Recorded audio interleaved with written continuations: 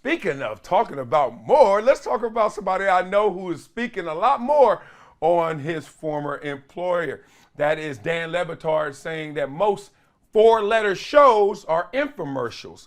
Argues that young people are empirically less interested in sports. And those four letters are ESPN. Let's talk about it because he's uniquely equipped to speak on the precipitous decline, as some are saying, of ESPN, admitting that even the shows he worked on were little more than time killers, low wattage placeholders meant to shepherd the network between broadcasts of live sporting events.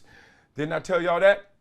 That's what it is. And I hope y'all don't feel bad. I hope y'all don't look at it any different way. And this is not to belittle it. But what we really were doing and what Dan Le Batard is talking about is we know y'all gonna watch on Sunday. Y'all watching Countdown and whatever it is. We know you're gonna watch them games.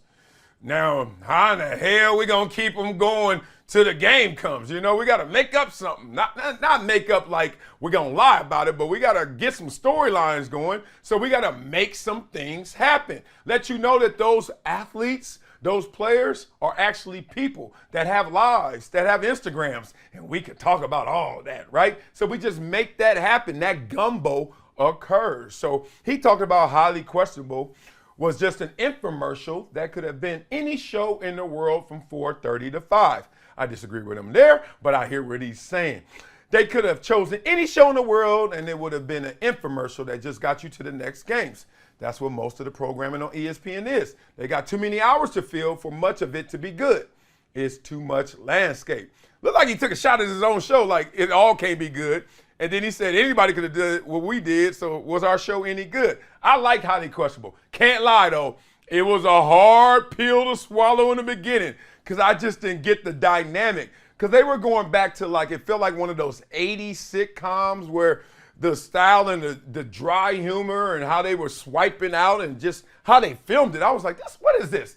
And then Poppy took over. I remember when Poppy took over, I was like, oh, this show is hilarious. So what he's really saying isn't criticism of ESPN, y'all, or any of the other entities out there. It's just a reality that the business has stretched entirely too thin, they say.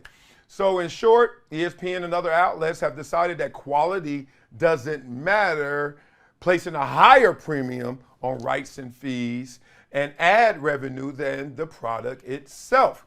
Y'all see that, right? Like, we just got to get you to that live event, then all that big money comes in, and then everything else, do you really care? We don't either. All right, so the model doesn't account for recent trends, cord cutting.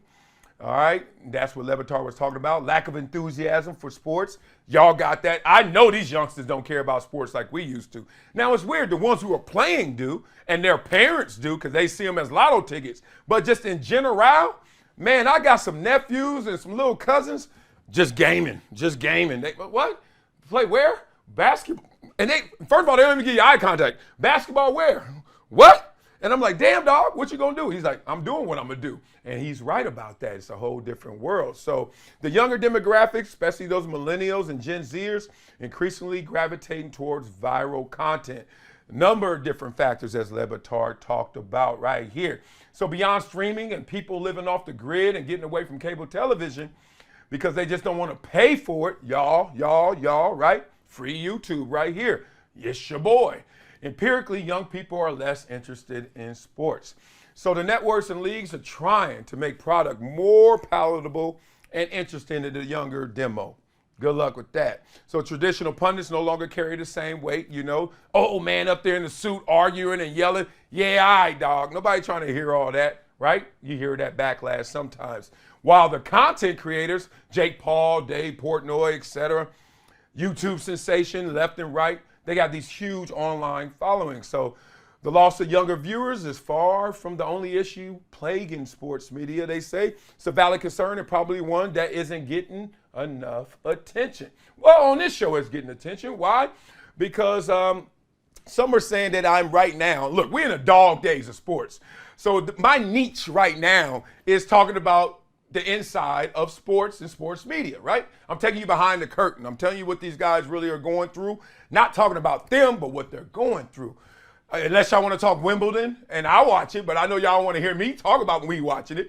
Or badminton. I love me some badminton. Y'all ain't watching that either. So right now, I'm just going to keep that curtain rising and keep peeling back the layers so you guys can know what you're truly consuming. So I referenced all this before. I'm glad Batard is in agreement with me, even though we didn't discuss this.